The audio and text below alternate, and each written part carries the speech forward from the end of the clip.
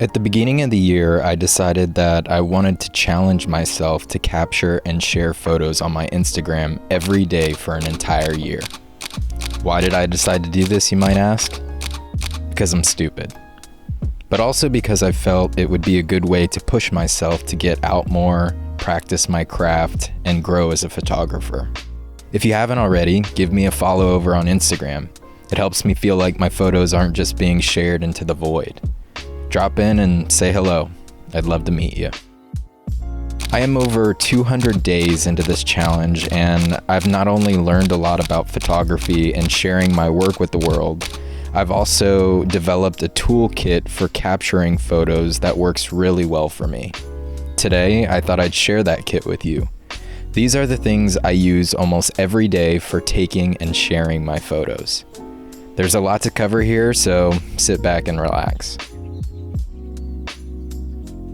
I think the best place to start would be with my cameras. As of right now, there are 3 that I mainly use in rotation. The first is a camera I bought a few years ago. This is the Fujifilm X-E2. I found this camera on Marketplace when searching for something to simplify my kit. I had at the time a Sony a7 III. I sold the Sony and bought the Fuji, and I've never looked back. I have a video all about this camera if you want to learn more about it, but in short, I love this camera. The sensor and color science of this camera produces images that are absolutely magic. This camera is what pushed me to buy my next camera at the start of this year. That camera is the X-E4. The Fujifilm X-E4 is the newest and latest camera in the X-E family line. It is an incredibly compact and stylish looking camera. Not only is it pretty to look at, but it takes some pretty damn good photos too. If you know anything about Fujifilm cameras, part of what makes them so great is the ability to use recipes. These are essentially settings used to change the look and style of the images that come from the camera. I'm currently working on a set of recipes of my own that I will be sharing soon with you all, but for now, here's one that I've made myself that I enjoy quite a bit. Try it out and tag me in any photos you take. I'd love to see your work. My final camera is one I bought recently when I decided that I wanted to not only stress out about having to take photos every day, but also drain my bank account in the process. This is the Minolta X700, and it requires a costly little thing called 35mm film. Film is expensive, but film is fun and pretty. Fun and pretty make no money worth, right? Maybe. But I've decided to shoot film anyway. I love the process of using a film camera. It forces you to slow down, consider your shot, think about your frame, and when you get your photos back from the lab and all of them are out of focus, quickly throw yourself out the window. In all seriousness, I encourage everyone to try shooting film. You learn so much about photography, lighting, the exposure triangle. You know, it's honestly just a fun way to move away from the digitalness of modern photography.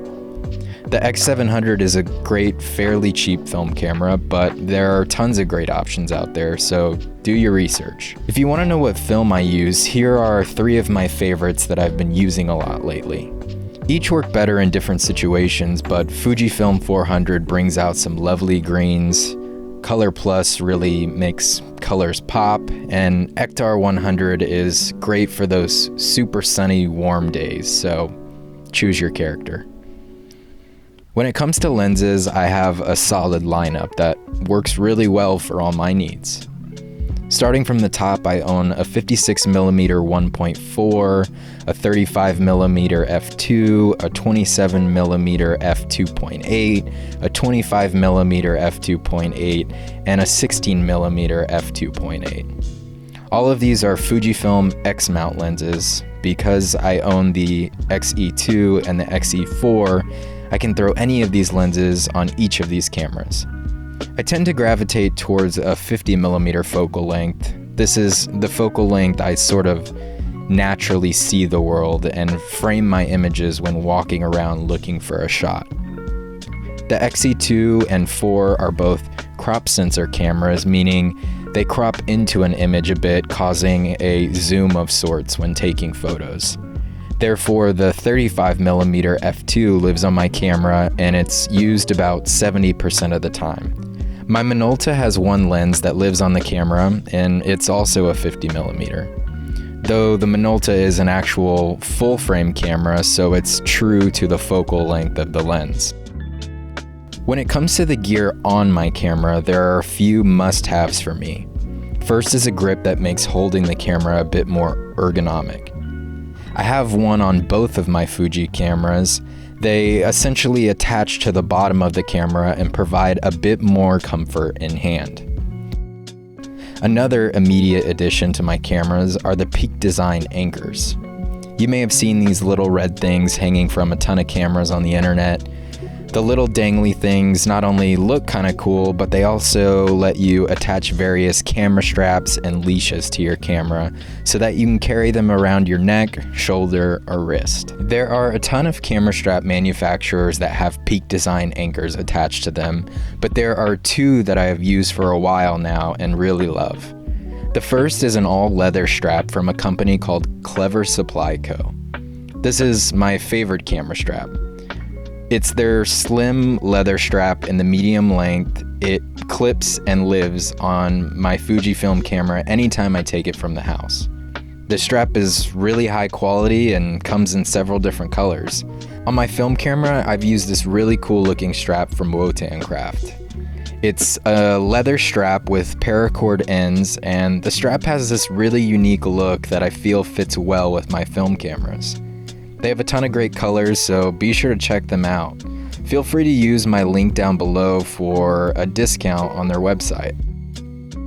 If I'm traveling and not just throwing a camera around my neck for a quick photo walk, then I will almost always have a camera in one of two bags. The first is this insanely good shoulder bag from Wotan Craft as well.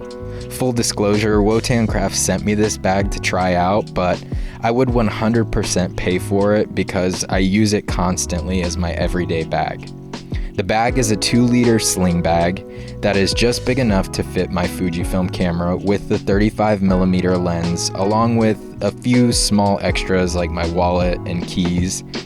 If I have a smaller lens, or if you have a camera like the X100V, you can fit even more. The bag is made really well and has these cool front buckles that magnetically attach and slide open so that your stuff is really secure.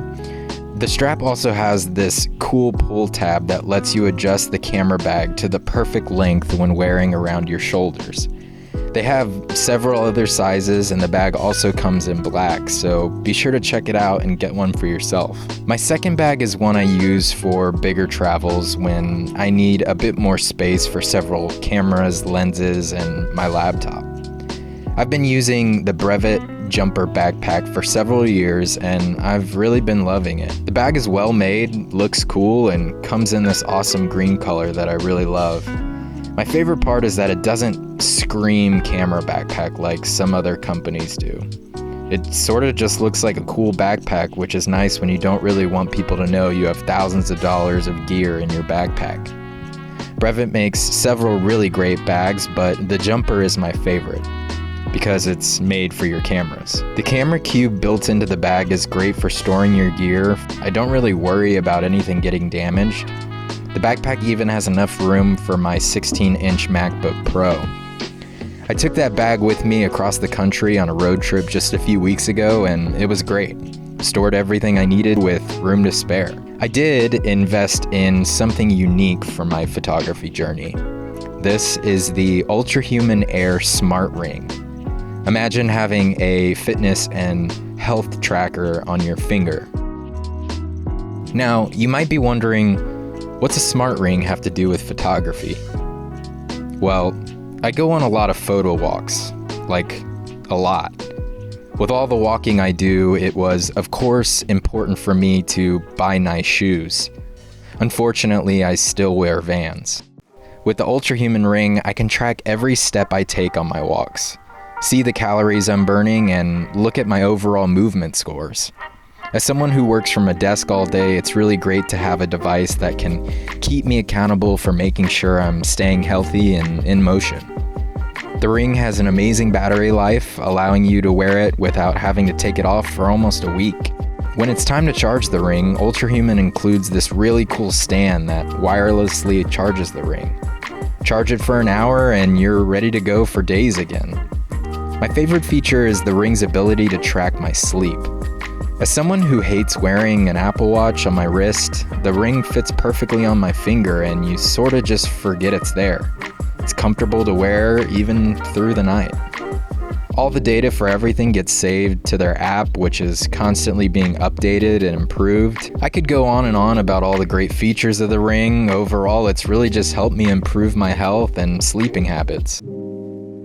I wear it every day and love seeing how many steps I've taken after every photo walk. Ultrahuman was kind enough to send me a discount code if any of my audience wants a discount on their own Ring. When you order yours with my link, they will send you out a sizing kit right away. Thank you, Ultrahuman, for sponsoring this video. Now, let's talk about the last few things I have in my kit. First of all, the lens hood from Square Hood is incredible.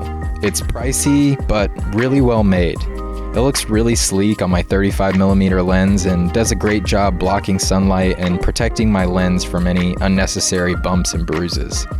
It's not needed per se, but I really love mine and I'm happy I invested in a nice one.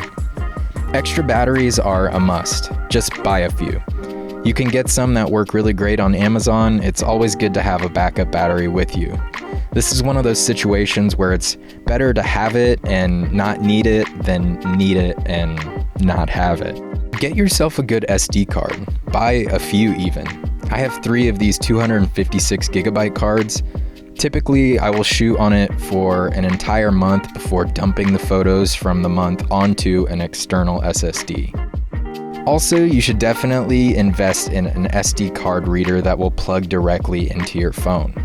I take photos on my camera, pull the images from that card onto my phone using the reader, and then directly into Lightroom Mobile. This is where I do all my editing and final adjustments to my photos before saving them out in a format that's perfect for social media.